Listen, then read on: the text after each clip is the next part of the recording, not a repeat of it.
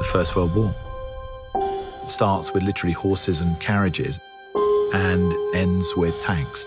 So it's the moment where modern war, you could argue, begins. From the very beginning, I felt this movie should be told in real time. Every step of the journey, breathing every breath with these men, felt integral. And there is no better way to telling this story than with one continuous shot. 3, 2, 1, go, go!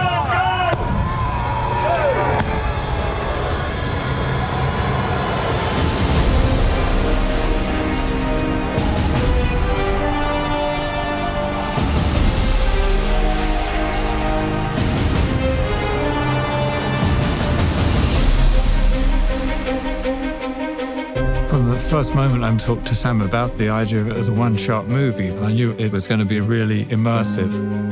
It's meant to make you feel that you are in the trenches with these characters. The film in itself is a slice of time. These two young men get sent on a mission to deliver a message to stop an attack. Action! So they've got to cross into enemy territory on a race against time to deliver a message that will save 1,600 lives. And the camera never, ever comes away from the two characters.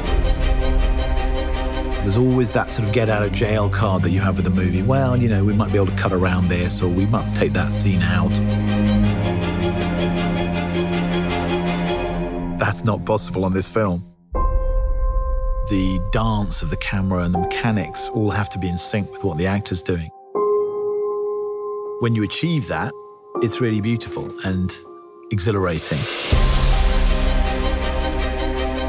Sometimes you have a camera being carried by an operator, hooked onto a wire, and the wire carries it across more land, and it's unhooked again. That operator runs with it, then steps onto a small jeep, which carries him another 400 yards, and he steps off it again and goes round a corner.